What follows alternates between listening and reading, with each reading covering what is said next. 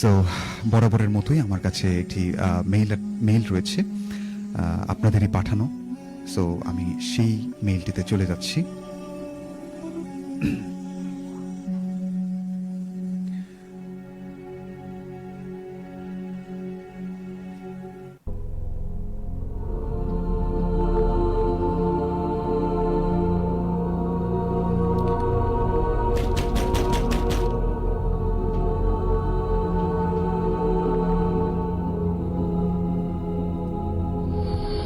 উনি যেভাবে লিখেছেন আমি সেভাবেই পড়ার চেষ্টা করছি।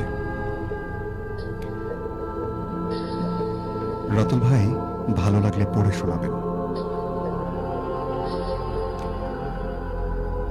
ঘটনাটা বরিশালের বাউফলের থানার মোলাদি গ্রামের। আজ থেকে প্রায় 40 বছর আগের কথা। আমার এক নিকট আত্মীয়ের কাছ থেকেই ঘটনাটি শোনা। উনি আমাকে যেভাবে বলেছেন আমি সেভাবেই বলার চেষ্টা করছি। তখন আমার বয়স ছিল 22 বছর। আমার বাবার খুব ডায়রিয়া হয়েছিল। গ্রামের এক কবিরাজকেও দেখিয়েছি। সে আমাদেরকে বলেন যত তাড়াতাড়ি সম্ভব শহরে নিয়ে গিয়ে ভালো ডাক্তার দেখাতে, কারণ তখনকার দিনে গ্রামের দিকে কোনো ভালো ডাক্তার ছিল না। রাতুল ভাই বলে রাখা ভালো, আমাদের গ্রামটি শহর থেকে প্রায় 25 কিলোমিটার দূরে। আর তখনকার সময় ভালো রাস্তা ছিল না। যোগাযোগের একমাত্র পথ ছিল নদীপথ। আর আপনারা সকলেই জানেন বরিশাল নদীকেন্দ্রিক ভাবে বরিশালে চলাচল করা হয়। ভালো রাস্তা না থাকায় বাবাকে নিয়ে যখন আমি রওনা করি তখন বেলা 12টা বাজে।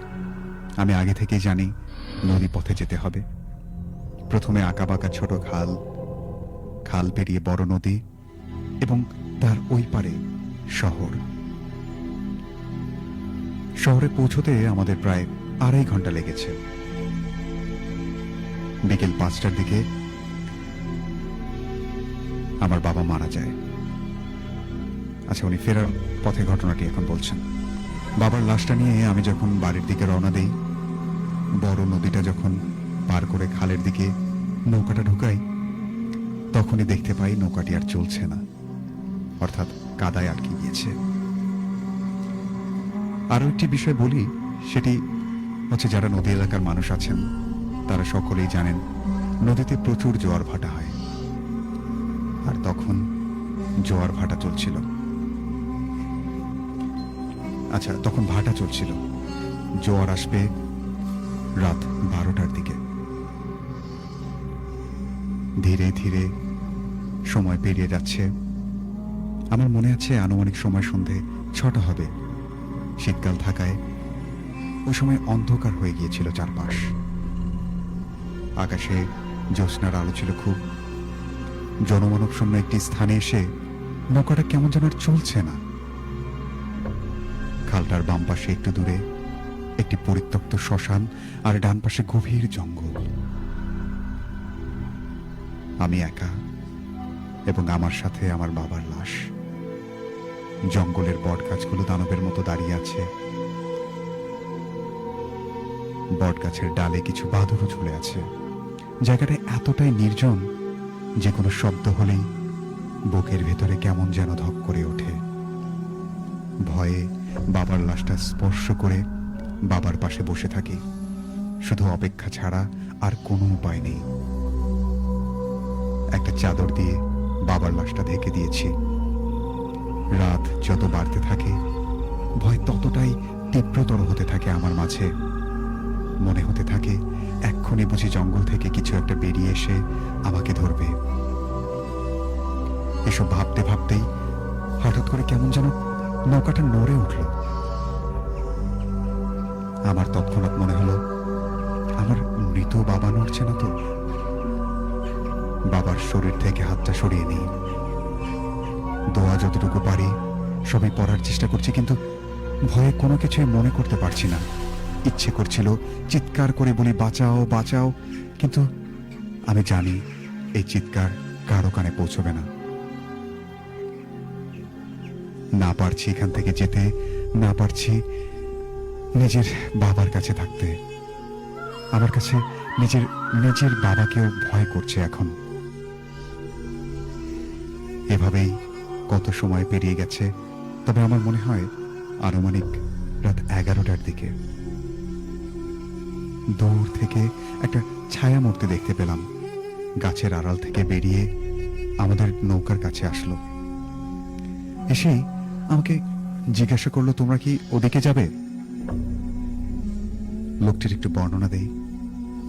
লোকটির গায়ে একটি চাদর মাখা ছিল, সেই চাদর দিয়ে ওনার শরীরটি ঢাকা ছিল।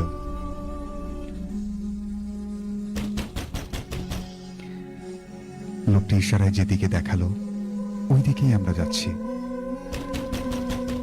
লোকটিকে বললাম, লোকটি যখন আমাকে জিজ্ঞাসা করে এভাবে, তারপর আমি লোকটিকে বললাম, জোয়ার আসলে যাব। এর কিছুক্ষণ পর লোকটি নৌকায় উঠল এবং বাবার কাছে বসলো। কিন্তু কোনো স্বাভাবিকভাবে কোনো মানুষ হলে কিন্তু জিজ্ঞাসা করতো যে ইনি কে, কে শুয়ে আছে এখানে।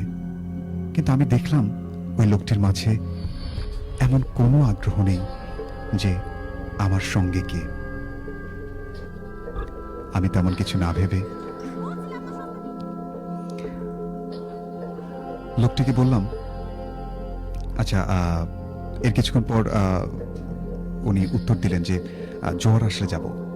লোকটির নৌকায় উঠলেন এবং তারপর ওর বাবার সম্পর্কে কিছু জিজ্ঞাসা না করেই নৌকায় বসে পড়লেন। তারপর উনি যেভাবে লিখেছেন আমি সেভাবে পড়ছি।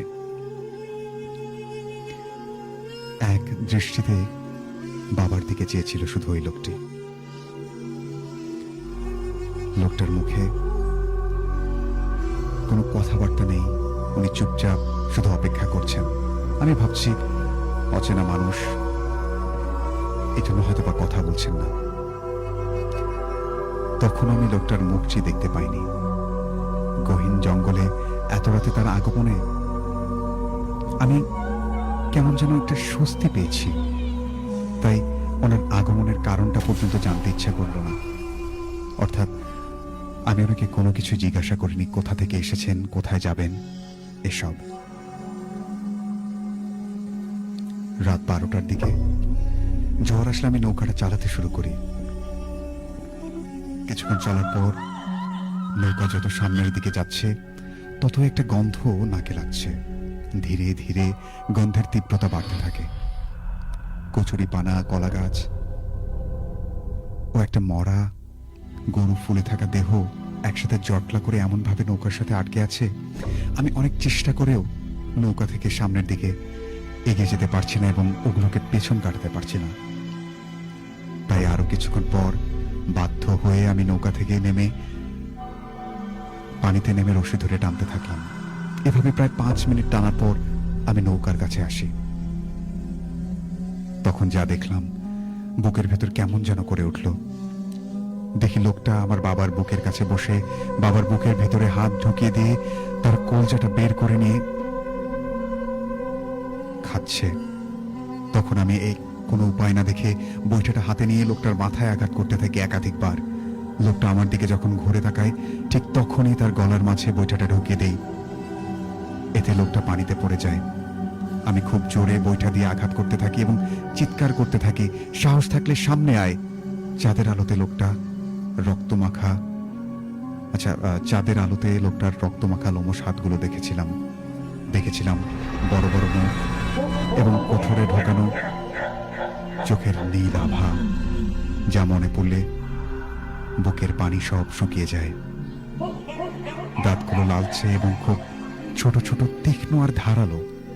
আমার চিৎকার শুনে কাছাকাছি থাকা টর্চ লাইট নিয়ে কয়েকজন লোক ছুটে আসে।